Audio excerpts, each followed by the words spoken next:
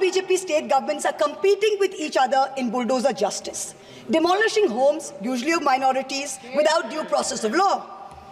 I had to go to the Supreme Court to get a stay on the unconstitutional order of the UP government, demanding that minorities, that Muslims, put identifying markers on their eateries and shops during the Kawad Yatra. Mubarak ghadi hai, kal sach dhaj kar, makeup rach kar, खूब जज कर देखो उसका मंच पर आना, किताब संविधान की आंखों से लगाना और फरमाना, मैं शीश को झुकाकर इस किताब को मन में बसाकर ईश्वर की शपथ लेता हूं, रात ढलने दीजिए, दिल बदलने दीजिए, कल तलक ये बेवफा सितमगरों का बादशाह सब भूल जाएगा, नफरतें उगाएगा, दूरियां बढ़ाएगा, रोज संविधान की धज्जियां उड़ाएगा। मगर जो आज महफिल सजी है यही मानती है कि हीरो वही है, मुबारक घड़ी है। Of a hated minority by a prejudiced majoritarian state, creating a whole section of second-class citizens whose rights are less equal than others. We in the political opposition don't need the Supreme Court to do our job. We are not asking it to. But what troubles us is that some members... Thank you, Madam Chairperson. Thank you, Madam Chairperson. At the onset, I have 18 minutes of allotted time by my party. Honorable Chairperson, sir, Madam, I stand today on behalf of my party, the All India Trinamool Congress, to speak on the 75th anniversary of our Constitution. A Constitution that is not merely a book, but indeed the life and the soul of our nation. Almost 75 years ago to the day, on the 25th of November 1949, Baba Saheb Ambedkar reminded us we must observe the caution which John Stuart Mill has given to all who are interested in the maintenance of democracy, namely, not to lay their liberties at the foot of even a great man or to trust him with powers which enable him to subvert their institutions. This nation was made by great men and women, but the real challenge before us today is ensuring that no one man should believe he's greater than the nation and that he is above the principles of the Constitution. Today, as I stand to participate in this historic debate, let me start with a short, yet very apt nazm by the poet Dr. Hilal Farid. I trust the truth and the irony in his words will not be lost on anyone. Mubarak ghadi hai, kal sach dhaj kar, makeup rach kar, खूब जज कर देखो उसका मंच पर आना, किताब संविधान की आंखों से लगाना और फरमाना, मैं शीश को झुकाकर इस किताब को मन में बसाकर ईश्वर की शपथ लेता हूं, रात ढलने दीजिए, दिल बदलने दीजिए, कल तलक ये बेवफा सितमगरों का बादशाह सब भूल जाएगा, नफरतें उगाएगा, दूरियां बढ़ाएगा, रोज संविधान की धज्जियां उड़ाएगा। मगर जो आज महफिल सजी है यही मानती है कि हीरो वही है, मुबारक घड़ी है। For the past 10 years, a very large number of people in this country have felt that Samvidhan khatre mein hai. Our constitution is in danger. As responsible public representatives, it is imperative that we actually put this to the test and check if this is just fear-mongering by us, as the ruling party would have us believe, or indeed is the constitutional framework imperiled. As Professor Tarun Khaitan explains, there are three broad tests to check if the political executive is constitutionally accountable, three checks for the country to remain democratic over time. So let's see how our country is faring on these three checks. The first is direct electoral accountability to the people. The second, there is accountability to the judiciary and other fourth branch institutions. And third, there is accountability rendered by the media and civil society as watchdogs of the citizenry at large. The ruling party has the right to influence policies over a large range of matters. You cannot take away that prerogative, but it cannot usurp power in a way that kills constitutional rights for the rest of us.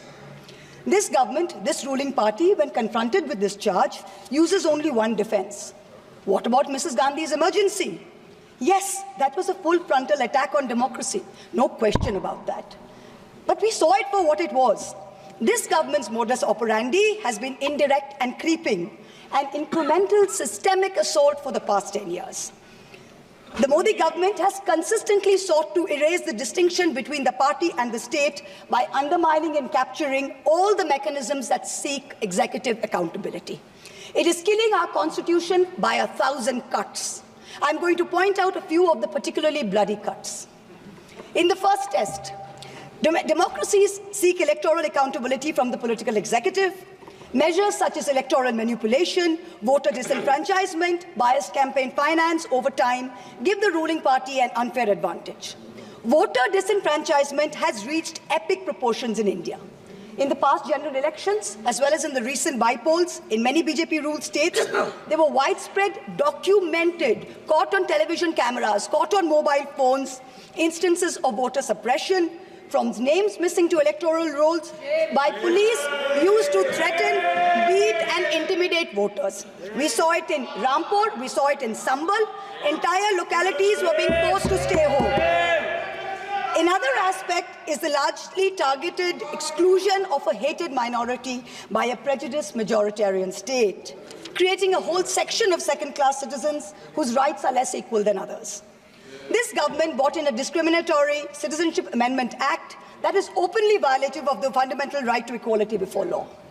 All the BJP state governments are competing with each other in bulldozer justice, demolishing homes, usually of minorities, without due process of law.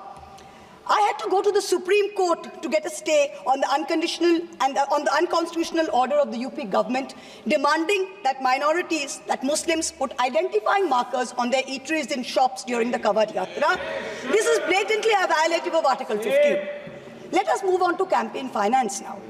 In 2014, both the BJP and the Congress were held liable for illegally accepting foreign contributions. In response, this government retrospectively amended the Foreign Contribution Regulatory Act, FCRA 2010, to narrow the definition of a foreign company and thereby remove the illegality with retrospective effect. This was done surreptitiously. The Act of 2010 was not amended by a separate bill. It was done via clauses slipped into the Finance Act 2016 and the Finance Act 2018. The amendments not only legalized foreign funding of political parties, they also created a new funding vehicle called electoral bonds. In 2017-18, the BJP got 97.7% of funds that were legalized by surreptitious changes to the campaign finance laws. When the electoral bond numbers came out earlier this year, we saw that the BJP had between 54 and 57% of the total amount raised in the past 6 years. This kind of unfair advantage for the BJP in campaign finance has created a very skewed playing field for the opposition in recent years. There's no denying this. The use of the government funds to promote BJP and to promote Modi ji's political branding in the run-up to the elections, Modi ji ki guarantee, Modi ji ka parivar, creates a media blitzkrieg that few smaller parties can match. For a free and fair electoral process, a neutral referee is necessary. So in addition to electoral accountability, our constitution lays down a second check of institutional accountability, where the government is scrutinized by the judiciary and by various fourth branch institutions, such as the Election Commission, the Vigilance Commission, a human rights watchdog, an anti-corruption body. The appointment mechanism of these fourth branch institutions, along with their functional autonomy, is what keeps them independent. What has this government done? This government willfully defied the spirit of the Supreme Court ruling on the Election Commission's independence by replacing the Chief Justice of India on the selection committee with a government-appointed minister. So you have a 2-to-1 majority. Prior to Modi ji becoming Prime Minister, how often did we hear of an election commissioner not filling their full term? So ever since this government has come in, 2 election commissioners have inexplicably quit before their terms have ended. The 2024 elections saw egregious violations of the Model Code of Conduct by the BJP, and specifically by the Prime Minister, which an eager and compliant commission blatantly ignored. But even the smallest violation by an opposition party saw the ECI taking prompt, stringent action. For free and fair elections, just like justice must not only be done, but must also be seen to be done.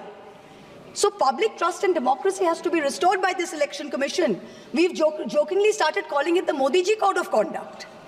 Other institutional bodies have been similarly compromised. Appointments to the National Human Rights Commission have been widely criticized, especially by others close to the establishment.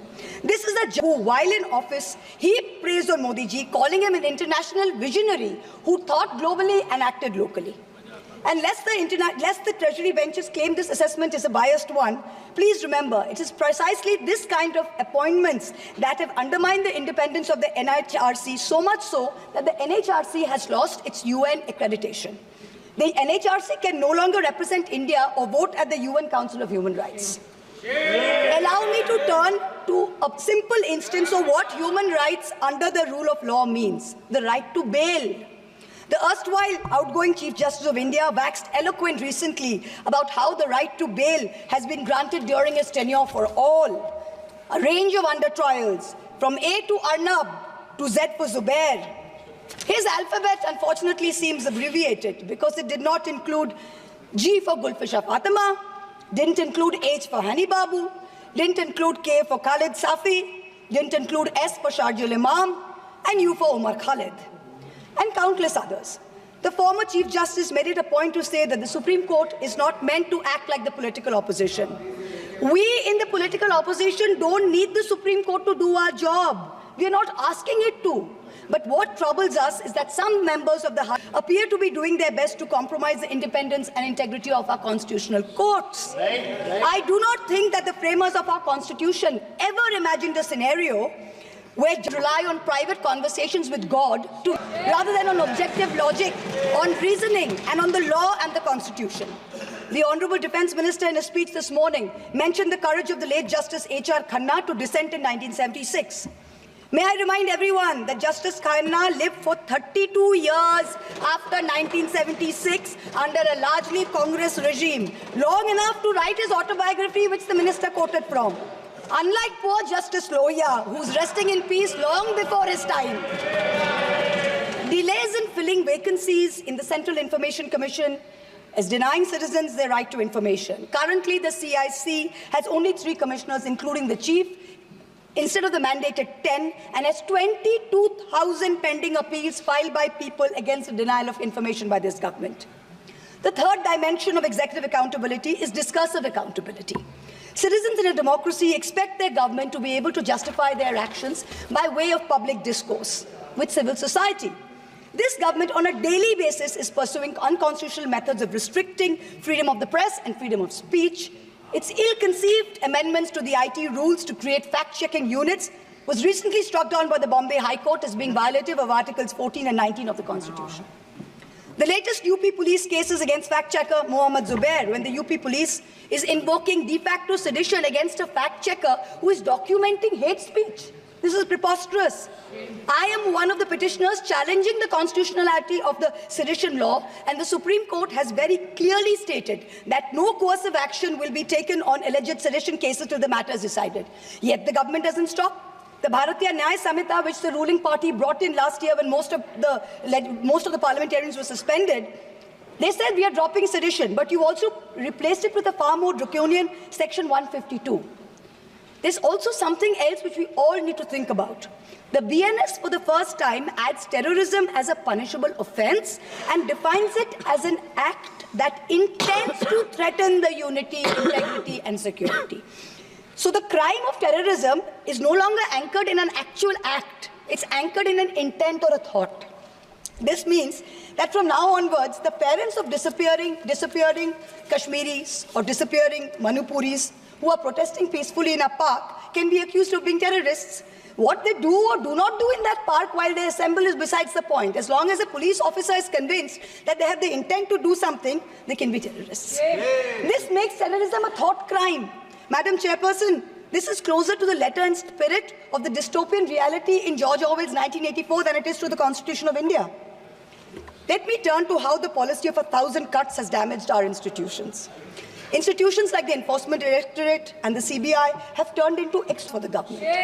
14 political parties approached the Supreme Court against the coercive criminal actions of these two agencies. 95% of cases by these two agencies are against opposition politicians. Since 2014, 25 opposition leaders facing corruption have crossed over to the BJP. 23 of them have got reprieves. 3 cases are closed. 20 cases are stalled.